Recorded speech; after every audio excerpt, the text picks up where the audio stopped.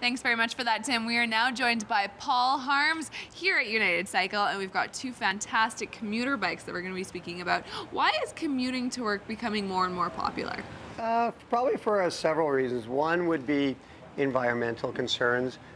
Two, I would say fitness.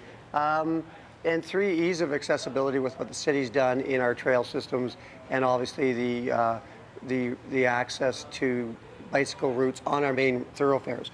And then, of course, with that, the industry has adapted better components on the bikes, better bicycles, to make these for the consumer easier to get to work and to school. Yep, and here in Edmonton we have a little bit of hills depending where you're coming from and where you're going, and some other fun things to hit on the road, but with the way that bikes are going nowadays, it's making things much easier, like you said. Let's talk about this first bike that we have up, this nice blue Norco bike. The big trend we're seeing is where we get the roadie who wants to go out and do an MS road bike, ride to conquer cancer, 100K road bike with their friends on the weekend, but wants to have a bike versatile for city roads and trails. So here now we've got a wider tire, more durability, obviously a much more durable frame than a typical road bike, Dana.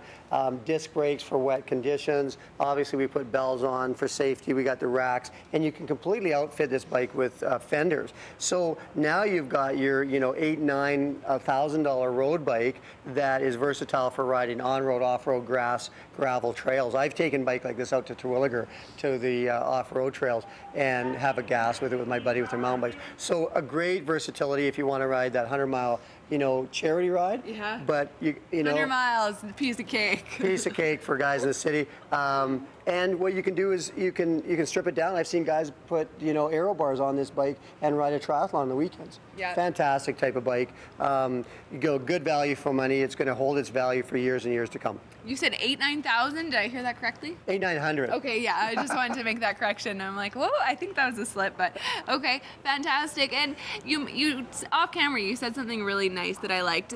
The businessmen nowadays can throw their dress clothes in the back, bike to work, roll up the dress pants, good to go, slip into their work uniform when they get to work, and actually have that fitness to and from work every day. Yeah. And what we're seeing, whether they're working downtown, whether they're working in, we're getting industrial people working in gas, oil plants, a lot of them, have places now where the companies are encouraging them to ride to work, and they've got a bike lockup. So the bike's secure, they don't have to worry anymore. Yeah. So a lot of these people who are commuting don't even have to carry a lock with them anymore. So they've got a place in their place of work to lock. I mean, it's fantastic. And if you want to bike to work, always talk to your employer and see if there's a way that you can get a shed available for employees to lock up your bike, so your bikes are completely safe and you're adding that green component to work life every single day. Let's talk about the black bike over here. So here's your basic commuter, Dana. This is your what we call a city mountain bike that is good for city trails, routes, rocks, everything. Obviously, it's got the smaller tire, so it's not as efficient or fast to get to work. But you're talking about a bike that we sell hundreds of a year that are very popular with average consumers right up to your mountain bike type people.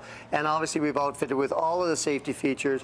Obviously you've got your mirror bell, which as we know in the city it is a law. Yeah. It is a $60-some fine. No, I did not know that. Okay, you need to have a bell. Yep. And again, we've got the racks and panniers on it again. So a little bit more comfortable, a little bit more upright position for the consumer, easier to ride, but again, very popular. We sell many, many of these bikes, both for fitness and again for commuting.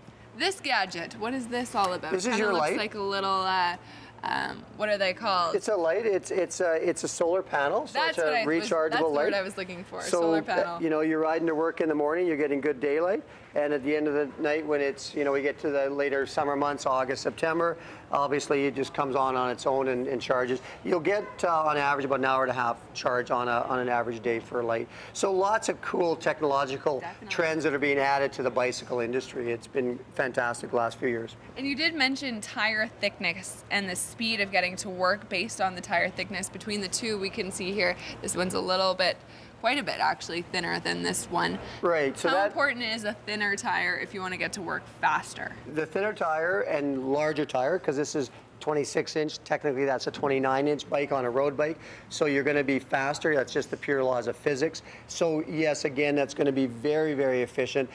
We get a lot of people who are competitive runners, athletes, soccer players who want to take their commute to the next level, and they want to be fit going to work and coming home. So it is going to be an easier bike to ride that way.